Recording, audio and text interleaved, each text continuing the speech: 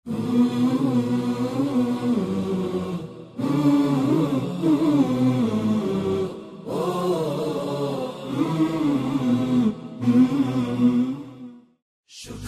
يا ربي شكرا، هديت قلبي شكرا، نورت دربي شكرا. شكرا يا رب، شكرا يا ربي شكرا، هديت قلبي شكرا، نورت دربي شكرا. شكرا يا رب، شكرا يا رب، يا منزل القرآن، يا خالق الإنسان، يا رب يا رحمن. شكرا يا رب، شكرا يا رب، يا منزل القرآن، يا خالق الإنسان، يا رب يا رحمن. شكرا يا رب، شكرا يا ربي شكرا، هديت قلبي شكرا، نورت دربي شكرا. شكرا يا رب،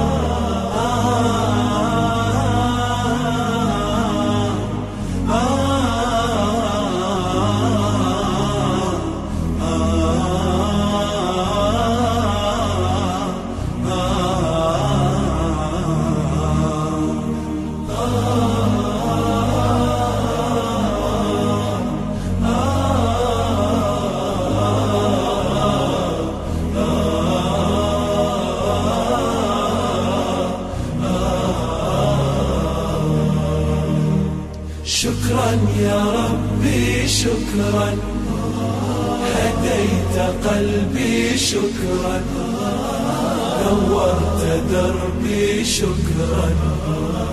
شكرا يا رب، أنا بصلاتي أسلم، وبالسعادة أنعم، أفخر بأني مسلم. شكرا يا رب، شكرا يا رب، يا خالق الأكوان،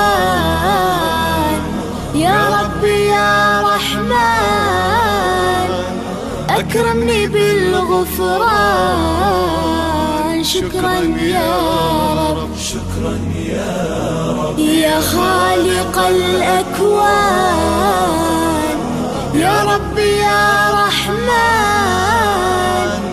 أكرمني بالغفران. شكرا يا رب، شكرا يا ربي شكرا، هديت قلبي شكرا، نورت دربي شكرا. شكرا يا رب،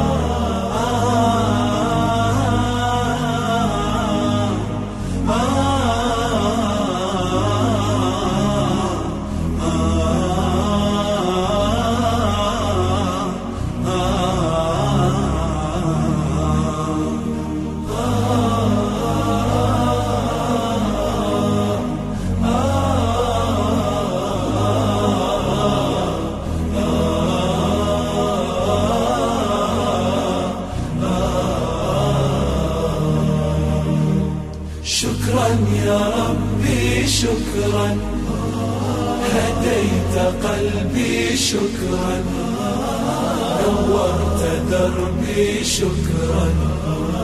شكرا يا رب، نور يا ربي دربي، شكرا واستر يا ربي عيبي، واغفر يا ربي ذنبي دوما يا رب. شكرا يا رب، دايم مدى الزمان، أكرمني بالإيمان، واغفر لي يا منان دوما يا رب. شكرا يا رب، دايم مدى الزمان، أكرمني بالإيمان، واغفر لي يا منان يا رب. شكرا يا ربي شكرا هديت قلبي شكرا نورت دربي شكرا شكرا يا رب.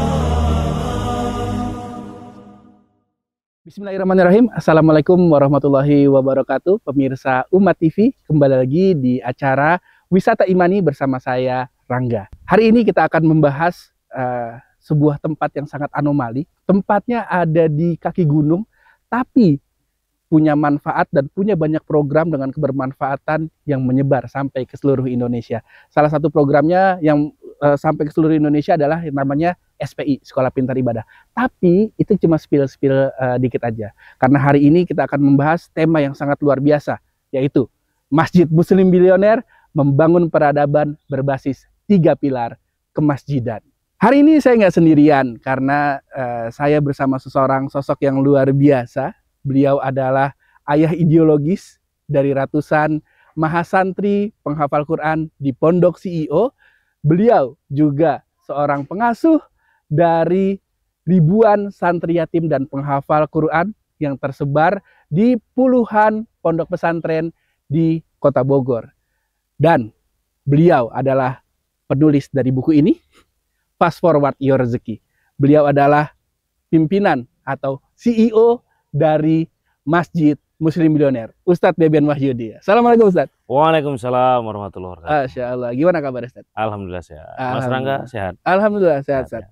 Oke Ustadz, ada yang menarik nih Ustadz. Apa? Sebelum kita ngebahas topik tema hari ini, saya ada dapat kabar-kabar burung nih Ustadz. Apa tuh? Nah ini kalau benar tolong diceritakan, kalau salah tolong diklarifikasi Ustadz. Oke.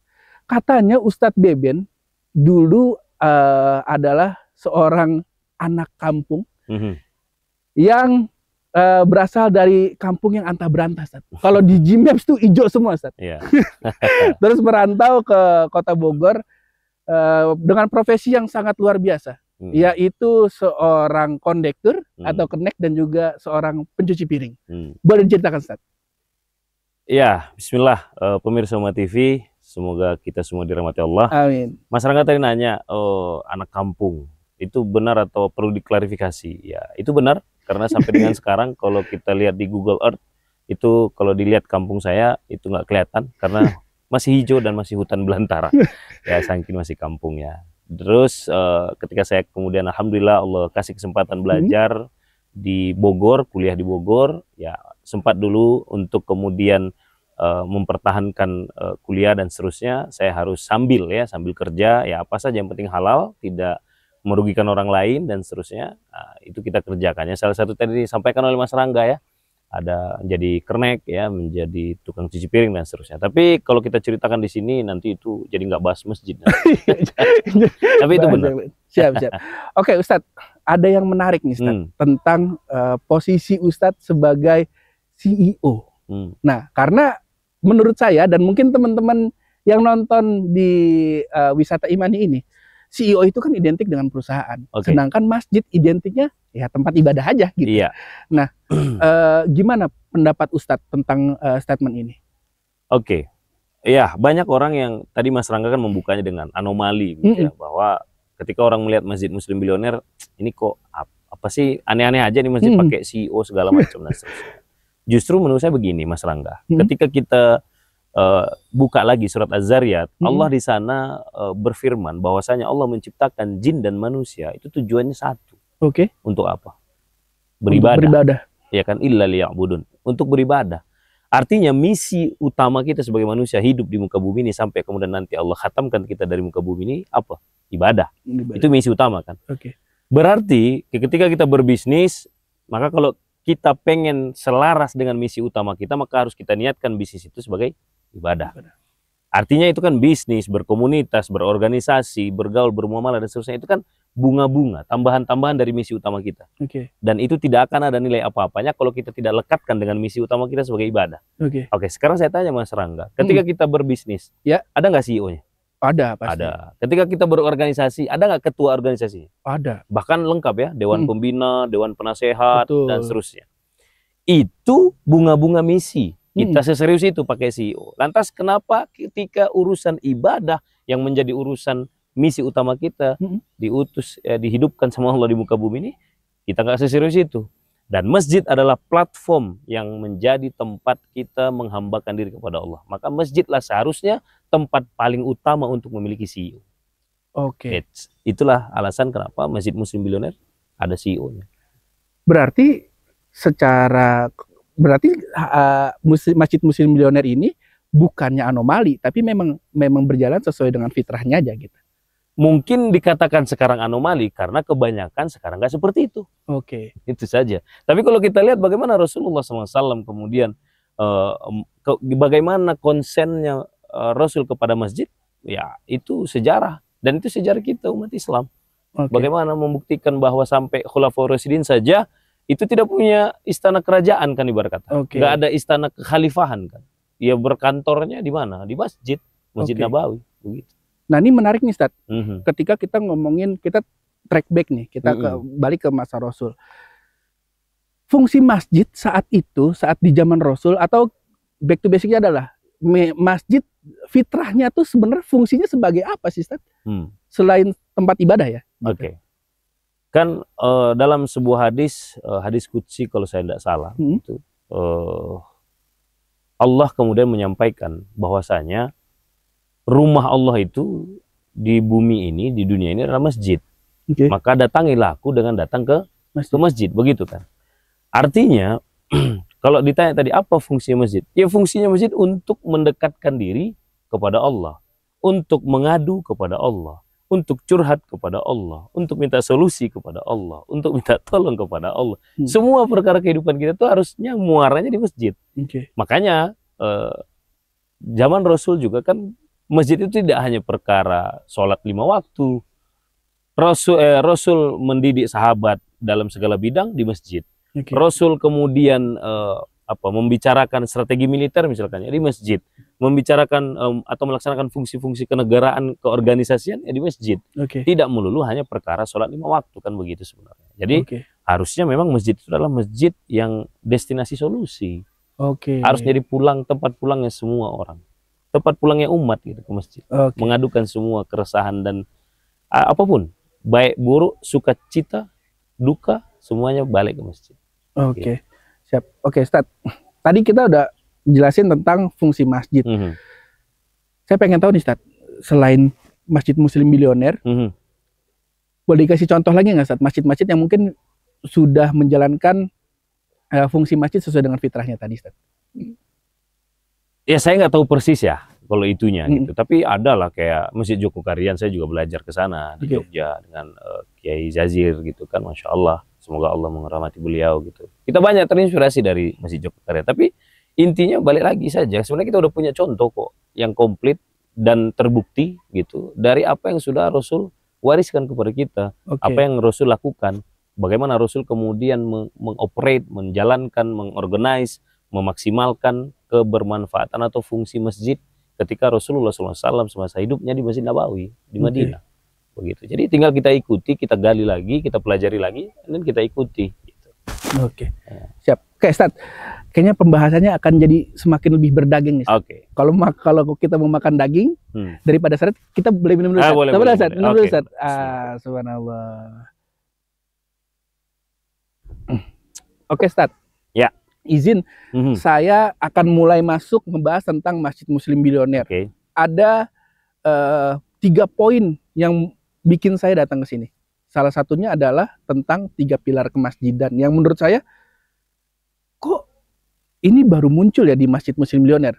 Yaitu ada Baitul Quran ya, Ustaz? Ya. Baitul Quran, Baitul Mal, dan Baitul Muamalah. Baitul Mal mungkin kita sering dengar lah. Ya. 2 ini nih yang saya baru dengar di Masjid Muslim Bilioner. Mungkin boleh diceritain dulu nggak, Ustaz? Baik.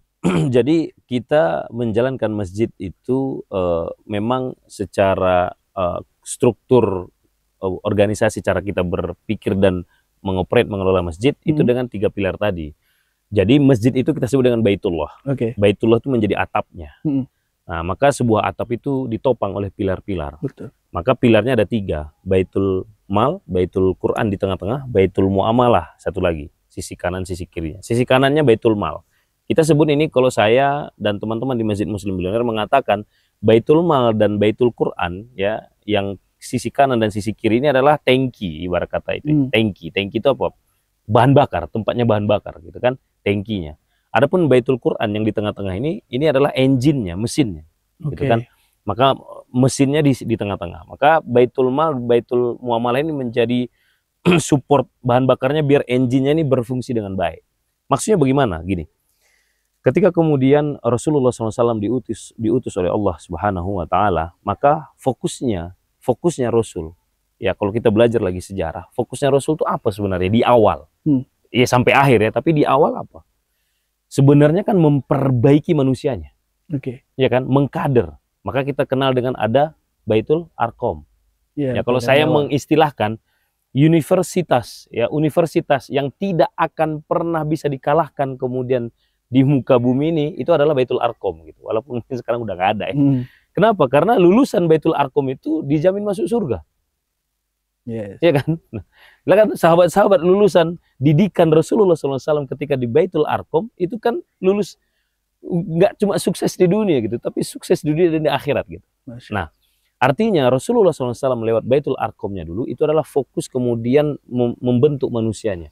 Maka itulah yang kita maksud dengan Baitul Quran. Bahwasanya Baitul Quran ini menjadi engine, karena di Baitul Quran inilah kemudian tempat masjid untuk mengelola, mengkader, mengupgrade manusianya. Jadi manusianya dulu, gitu kan.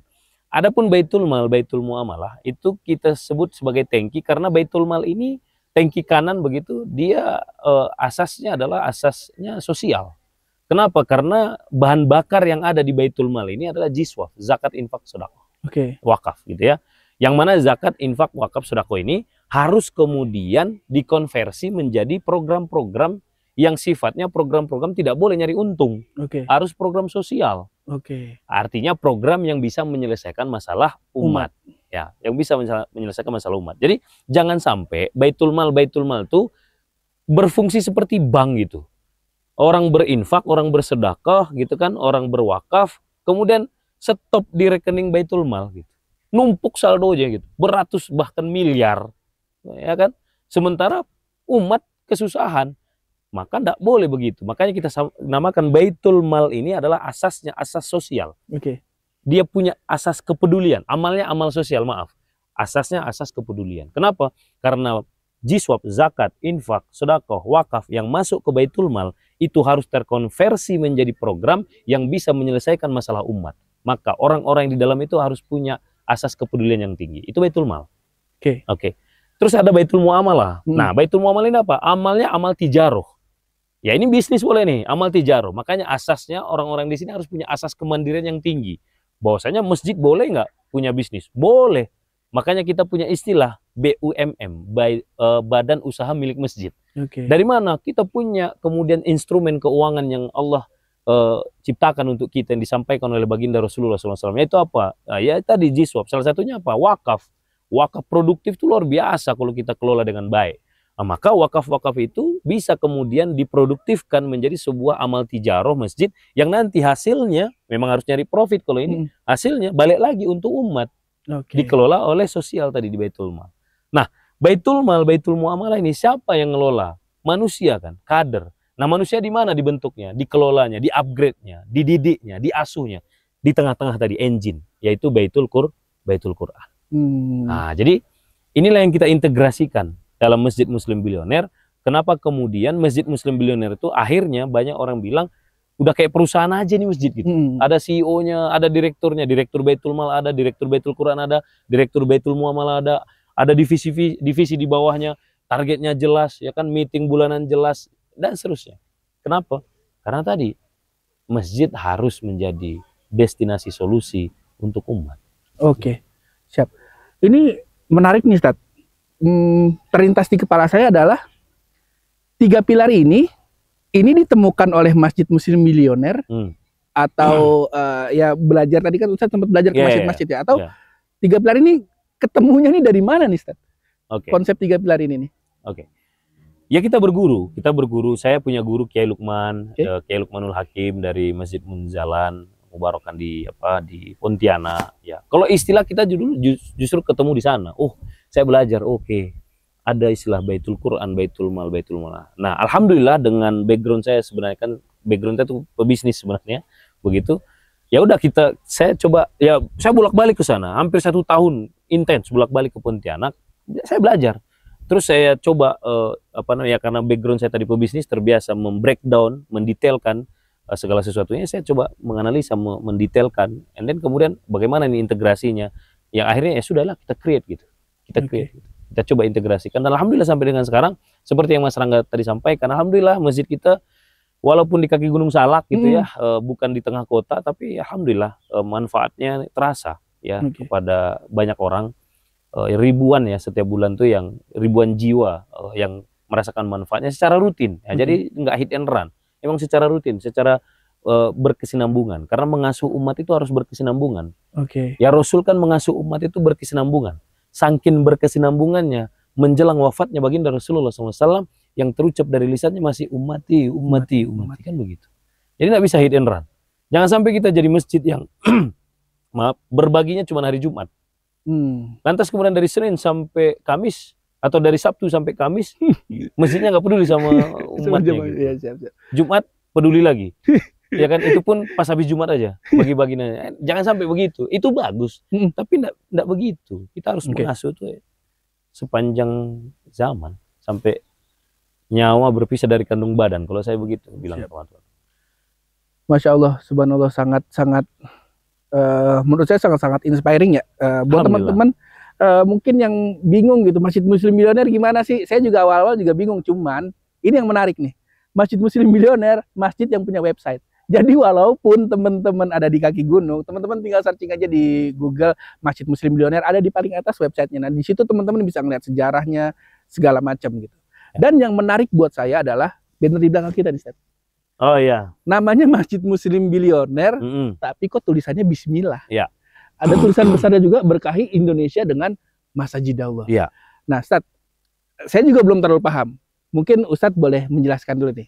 Bismillah ini apa sih, Ustadz? Gitu. Ya, begini. Ketika kita menjalankan Masjid Muslim Bilioner kan yang jelas banyak yang mempertanyakan. Karena background saya kan bukan, makanya kan namanya Masjid Muslim Bilioner. Pondok kita juga pondok CEO, bukan pondok tafsir apa gitu. Nah, kenapa saya clear? Bahkan ke siapapun yang datang mau menitipkan anaknya di sini mondok, saya bilang, Bu, Ibu, Bapak mau anaknya apa? Ahli hadis, ahli Quran, ahli tafsir. Kalau itu enggak di sini. Tapi kalau mau kemudian anak yang ya baca Qurannya benar, baik, tahsinnya bagus, ya kan, fikih untuk fikih amalan, fikih badan seterusnya oke, ya kan, tauhidnya oke, dan seterusnya. Dan paham kemudian karakter-karakter manajerial sebagaimana seorang CEO, di sini tempatnya. Nah, mengapa? Karena memang banyak orang kemudian bilang begini, dengan latar belakang seperti itu, oh nekat lu bro, teman-teman saya. Lu apa-apaan sih? Nekat lu, bikin masjid segala macam. Karena begini, salah satu yang belief saya, yang dari awal Mas Rangga adalah surat Al-Isra ayat 1. Bahwasanya kita dalam kehidupan ini, ketika saya berbisnis, saya nyari apa? Untung apa rugi? Untung dong. Iya, masa rugi? Ya kan gitu. Pasti nyari untung. Intinya nyari posisi, kondisi yang lebih baik dari sebelumnya. Betul nggak? Betul. Itu kan konsep berkah. Karena berkah itu adalah ziyadatul khair, bertambahnya kebaikan. Dan berkah itu jauh lebih komplit dibanding profit gitu. Profit itu kan kadang-kadang perkara hitung-hitungan. Tapi kalau berkah, bertambahnya kebaikan di segala sisi. Fisik tambah sehat, hubungan keluarga tambah baik, iya kan, pertemanan tambah baik, otomatis ekonomi juga tambah baik. Itu konsep berkah. Dan itu ada di Al-Quran. Surat Al-Isra ayat 1. Dan di Al-Quran disampaikan bahwa tempat atau gudang keberkahan itu ada di masjid dan sekitarnya. Iya kan? Ngapain lu kemana-mana? Ngapain kemana-mana? Justru Allah sampaikan, Allah yang memiliki semesta ini, menyampaikan, Sang Khalik ini, Sang Pencipta kita, Sang Maha Kuasa ini, menyampaikan bahwa udah ngasih, bukan clue itu, clear, bukan clue lagi. Clear Allah sampaikan bahwasanya keberkahan itu ada di masjid dan sekitarnya. Surat Al-Isra ayat 1. Maka dari situ saya ya sudah, harus bikin masjid berarti. Itulah kenapa kemudian Rasul begitu nyampe di Madinah, bikin apa duluan? Masjid. Biar tambah baik kan? Ya udah di situ ada. Nah, Maka itu awalnya. Dan alhamdulillah kita jalankan dengan penuh keyakinan itu, dengan penuh keimanan itu, sampai kemudian tercipta banyak manfaat dan alhamdulillah, masya Allah, tabarakallah, berkat Allah tentunya, mulai banyak orang berdatangan dari Sabang sampai Merauke, ya kan, dari Aceh sampai ke Papua itu datang, yang pengurus masjid, pengurus yayasan dan seterusnya pengen belajar. Dan kadang-kadang kan saya ada, kadang-kadang nggak ada di lokasi dan seterusnya. Dan pun kalau saya ada, karena saya orangnya kalau anak-anak bilang totalitas, determinan gitu. Saya tuh gini, kalau ada orang datang gitu kan, terus mau belajar, terus saya ceritakan apa aja, nggak ada, pokoknya nggak ada. Kalau buat saya tuh nggak ada hak cipta gitu, hak cipta tuh milik Allah gitu. Jadi semuanya saya ceritakan gitu kan. Bahkan ada teman-teman bilang, boleh nggak kami copy paste Ustadz di masjid kami? Boleh nggak namanya samain? Boleh. Nggak ada hak cipta, nggak usah izin hak cipta milik Allah, saya bilang. Tapi di sisi lain, karena saya orangnya determinan, suka saya tagih gitu. Orang yang belajar ke sini tuh gimana? Nggak gerak sampai di masjidnya, sampai di kampungnya nggak gerak gitu. Di sini doang membara, menyala ketika cerita sama saya. Begitu pulang hilang gitu kan. Saya kalau gini-gini doang mah. Ya gini, dasarnya pebisnis gitu. Nggak worth it nih waktu gua kalau gitu kan gitu. Tapi masih banyak yang mau. Ya udah kita bikin aja deh sekalian sebuah gerakan. Biar ini terkoordinir.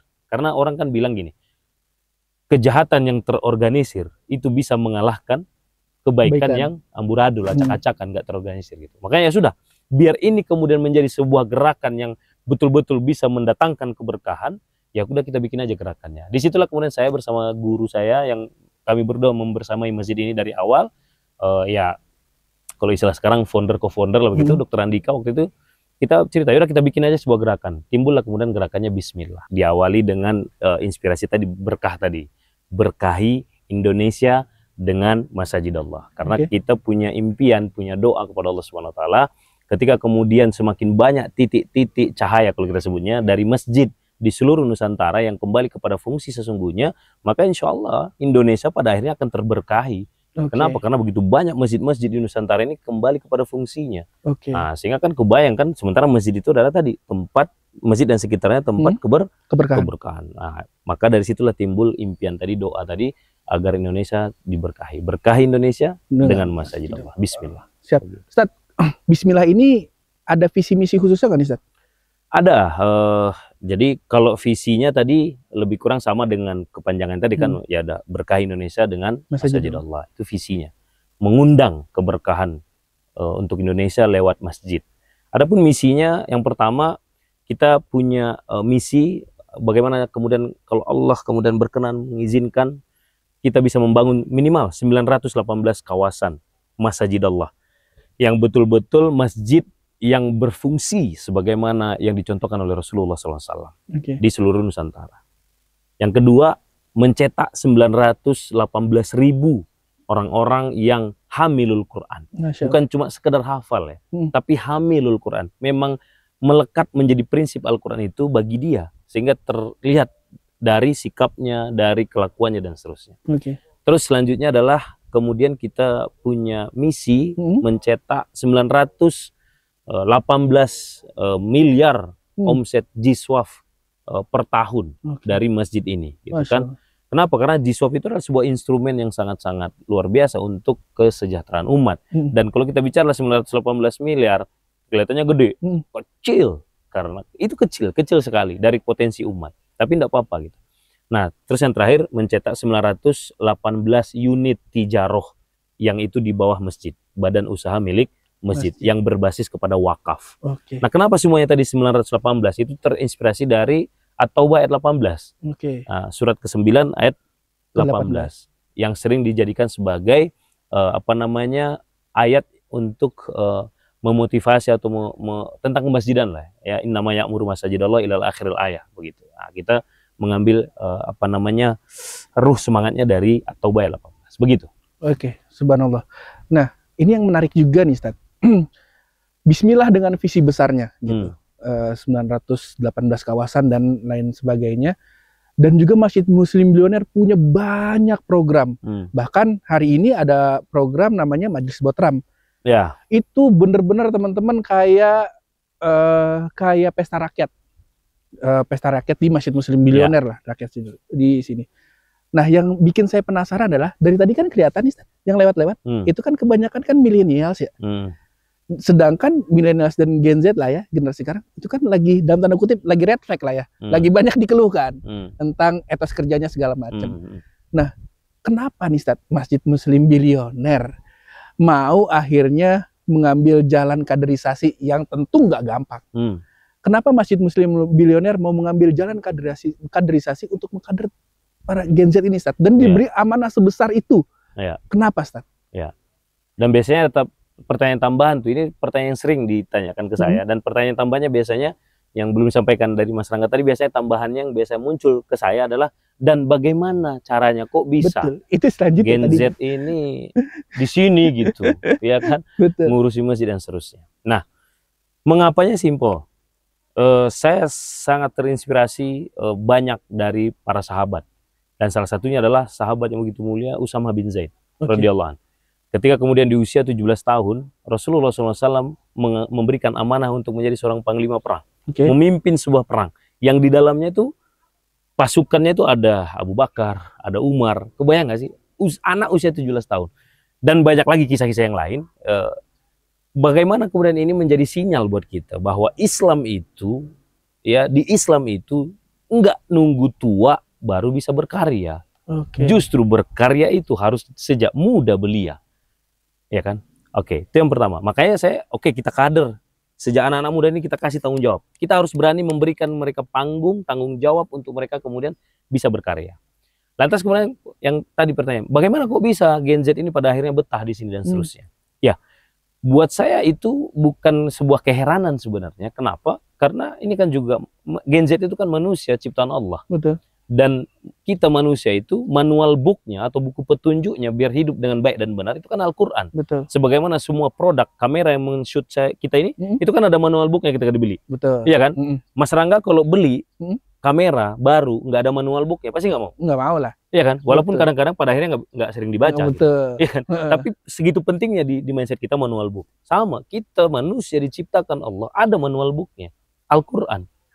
Maka ketika kemudian Gen Z itu, yaitu mereka manusia, kita sentuh dengan manual booknya, kita treatment dengan manual booknya, yaitu dengan Al-Quran, alhamdulillah, betahlah pasti. Itu kan janjinya Allah. Masya Allah. Cuma masalahnya kan selama ini kita nggak treatment mereka dengan manual booknya, termasuk diri kita kan gitu. Begitu Mas. Masya Allah. Dan itu fungsi dari si Baitul Quran. Yes, itu dari fungsi Baitul Quran. Masya Allah. Makanya namanya Baitul Quran. Tempat asasnya kaderisasi, pendidikan. Amalnya itu amal pendidikan. Dan asasnya keteladanan. Masya Allah. Sebagaimana Rasulullah SAW itu menjadi teladan. Masya Allah. Uswah. Subhanallah. Nah, pemirsa Umar TV, subhanallah, ini semakin seru nih obrolan ini. Cuman karena kita terbatas waktu, jadi kayaknya akan kita mulai masuk ke sesi akhir nih, Ustaz. Dari obrolan kita dari awal sampai sekarang nih, Ustaz, pertanyaan terbesarnya adalah, kalau teman-teman yang mungkin pengurus masjid di luar sana gitu pengen kayak Masjid Muslim Bilioner, pertanyaan terbesar adalah, sistem ini bisa diduplikasi apa enggak sih, Ustaz? Kalau bisa, caranya bagaimana gitu? Bisa diduplikasi apa enggak? Bisa. Dan pasti bisa, gitu kan. Kenapa? Lah ini warisan Rasul kok. Iya kan? Apa kata Rasul? Lan tadillu abada. Enggak akan sesat kau selama-lamanya kalau berpegang kepada warisan yang kutinggalkan kepada engkau. Bukan mobil mewah, bukan kebun yang luas, tapi Al-Quran dan Sunnah. Ini bagian dari Sunnah, bagian dari Rasulullah SAW. Justru bukan pertanyaan bisa, pertanyaannya adalah kenapa kita tidak menduplikasi ini? Kenapa kita tidak menjaga dan merawat warisan ini? Bagaimana caranya? Kalau konteksnya Masjid Muslim Bilioner, kalau konteksnya dengan saya, ya ayo kita sama-sama ikut bismillah. Ikut gerakan bismillah, ikut gerakan berkah Indonesia dengan Masjid Allah. Makanya kita bikin namanya Bismillah Academy. Sekarang sedang berjalan, ada sekitar 30-an masjid dari Sabang sampai Merauke, dari Sumatera sampai Papua, yang sekarang sedang ikut di Bismillah Academy. Bagaimana caranya mereka mempelajari, dan kita kasih PR-PR, mereka praktekkan. Tujuannya apa? Agar 30 masjid ini menjadi masjid-masjid yang multi manfaat, lebih hebat, lebih luar biasa lagi dari Masjid Muslim Bilioner. Kan luar biasa. Ketika di Sumatera ada, di Jawa ada, di Papua ada, Kalimantan ada, Sulawesi ada, di seluruh Nusantara ada, insya Allah keberkahan ke tanah Indonesia akan turun dari Allah Subhanahu wa Ta'ala. Masya Allah, tabarakallah.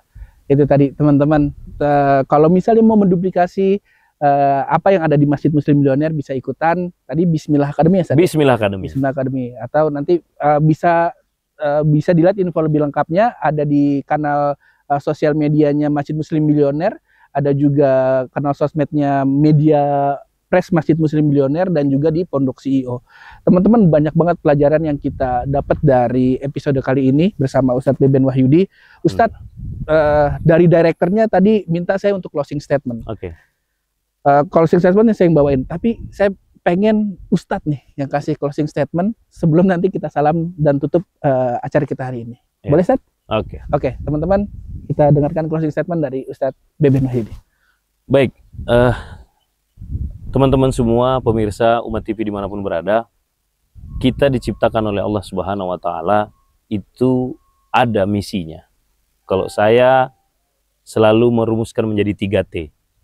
Tahu diri, tahu posisi, tahu kondisi. Tahu diri, kita ini adalah hambanya Allah. Dan tugas kita menghamba kepada Allah. Untuk beribadah, kata Allah. Terus tahu posisi, walaupun kita hamba, tapi Allah kemudian memberikan kuasa yang begitu besar kepada kita. Kemampuan yang begitu besar kepada kita. Kalau tadi tahu diri di surat Az-Zariyat ayat 56, maka kemudian tahu posisi ini, bagaimana kemudian Allah berfirman di surat Al-Baqarah, menyampaikan bahwasanya Allah mau menciptakan seorang apa? Khalifah. Wakilnya Allah di muka bumi. Maka artinya nggak boleh kita minder. Nggak boleh kita lemah. Wala tahinu wala tahzanu, kata Allah di surat Al-Imran. Nggak suka Allah melihat orang yang minder. Apalagi dia mukmin, muslim, gitu ya. Maka kita harus tahu posisi kita dan tahu kita punya segitu luar biasa kuasa Allah kasih kepada kita harus gunakan. Dan yang terakhir ada tahu kondisi. Tahu kondisi ini adalah bahwasanya kita harus paham ketika kita konversi di surat Al-Hajj, ya, Allah sampaikan bahwasanya perbandingan ya waktu, ya, hitungan akhirat dan hitungan dunia itu 1:1000 begitu. Artinya kalau kita konversi hitung kalau usia kita sama kayak usia Rasulullah, artinya kalau hitungan akhirat kita cuma 1,5 jam sebenarnya di dunia ini. Itu setara dengan rata-rata orang menikmati rest area dalam perjalanan. Artinya kita sedang musafir ini. Dunia ini bukan tempat tinggal, tapi ini tempat meninggal. Kalau kata guru saya Ustadz Dery Sulaiman, kan begitu. Artinya kita harus tahu kondisi kita, bahwa kita sedang musafir, tidak selamanya kemudian di dunia ini. Selama kita masih Allah kasih kesempatan di dunia ini, karena kita tahu kondisi kita nggak selamanya di sini, pasti kita akan optimalkan waktu kita optimalkan apa yang kita bisa, karena bisa suatu saat dan sewaktu-waktu kita mati dan meninggalkan dunia ini. Jadi teman-teman, apa yang bisa kita lakukan hari ini kita lakukan, apa yang masih belum kita perbuat, mari kita perbuat, nggak usah tunggu nanti, tapi sekarang kita eksekusi. Begitu dari saya. Masya Allah, subhanallah. Jazakallah Ustadz Beben Wahyudi atas waktunya pada pagi hari ini di konten ini. Dan juga terima kasih teman-teman atau pemirsa Umat TV yang sudah menyaksikan Wisata Imani di episode kali ini. Silahkan tonton juga Wisata Imani di episode sebelumnya, dan tonton juga konten-konten lainnya di Umat TV. Terima kasih, saya Rangga undur diri. Assalamualaikum warahmatullahi wabarakatuh. Waalaikumsalam warahmatullahi wabarakatuh.